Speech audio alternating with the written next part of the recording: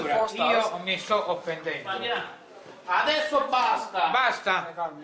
No, basta. Non permetto queste cose! Non permetto più perché queste sono offese. Sono delle offese, non permetto lei stia... Silenzio! Non si parla Silenzio! più! Niente più! Se no via, tutti via! Silenzio! Perché state offendendo! Offendete continuamente! Che fai con questa telecamera tu? Cosa fai? Обиждате ме. А вие мене не Ora basta, state esagerando! Che fai con questa telecamera? Stanno esagerando proprio! Стига, Не esagerazione. какво правите с тази камера? Cosa si spista? Non è proprio così! La ragazza che si impaurisce! Ma che cazzo? Ma stiamo in una cantina!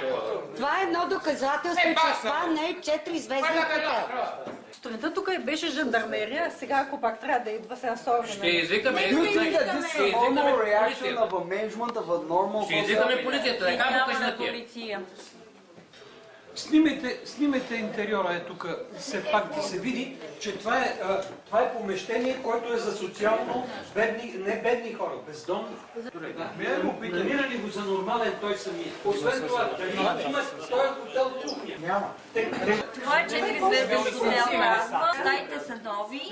Стаята не е почиствана. Стаята не са почиствани, кърпите не са сменени. Ходилника не работи. Нямаме закърпите за качалки, стоят по столовете.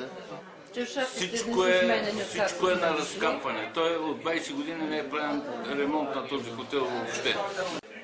Категорията на този хотел е под 2, едно, а ние сме платили за 4 звезди. И обстановка. И обстановката. Няма фоето, няма къде да се седне, няма фое всъщност в хотела. Сутрин до сутрин рано, даже едно кафе няма кой да ти направи. Стените са мръсни, лампите в банята, половината не работят. Случи се така, че ден и половина валя непрекъснато. И през този ден и половина в краката ни беше огромна локва от дъжда. Аз не мисля, че е 4-звезден хотел, защото съм обикалял на много места. Това 2 звезди едва ли отговаря на 2 звезди. Обяснението на преводачката беше, че другия хотел е много лош, храната е много лоша и затова сме преместени не по договора, по който сме платили, а в този хотел, който е 4-звезден хотел с много по-добри условия, от които сме подписали договора за другия хотел. А се оказва, че ние сме преместени в един много долнопробен хотел. Другото, което е, че дадоха ваучерите последния ден и казват, кажете са, как може човек да се откаже, който си е планирал почивката с месеци наред? Това е застраховката, която Филип Тур е направила. Всички пътуваме, всички знаеме, че застраховките са от 5 до 10 хиляди евро. Отношението на собствените, сутрин те гледат какво ядеш, гледат и какво си взимаш, гледат и в чинията, двама тук за весели, може ли такова нещо? Ние сме хора 55+. Точно така. Всеки има специфични проблеми здравословни. Никакъв избор. Напротив, ако се направи бележка, се реагира просто, че се проявяват излишни капризи. Освен това е една и съща закуската, доколкото забелязвам. Една и съща всяка сутрин. Да. Няма разнообразие. Няма разнообразие. Салам, кашкавал, кафе и това е. Ева се казвам и съм от Варна. Майка ми плати екскурзия за 3 човека, за мен, за леля ми и за нея. Какво да кажа, аз съм на 55+, благодарение на майка ми, но не смятам, че едни възрастни хора, дори над 40 години, могат да бъдат хранени с това количество храна и с тази ниско качество на храната. Двама души ги преместиха, защото тигаха води. Всички останали Сме тук. Да, сме тук. Значи ние всички изразихме нашето недоволство.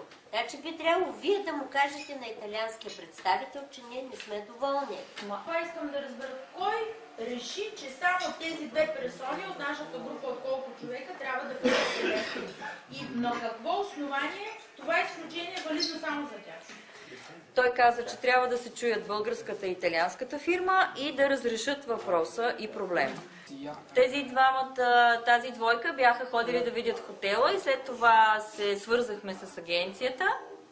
От агенцията ми казаха, че е възможно да се премести, но хотел да Англия е пълен. Това е. Член 6. Трябва да правим тристранен протокол. И то сега тук, нали? Сега тук. Защото после Днес като или утре, най-късно. и приложен този тристранен протокол, подписан от потребителя, ние всички, хотела и чуждестранния туроператор. Как ще го накарам това отрание да го Значи, ама то си има начин, като не иска да подписва две поемни лица. Че отказва да подписва. Има си начин. Значи също така да се иска да видим лиценза на този хотел, кога е издаден, Гери да ни преведе, ако ние не можем да разберем, и до кога му е валидността и на колко звезди е издаден лиценз.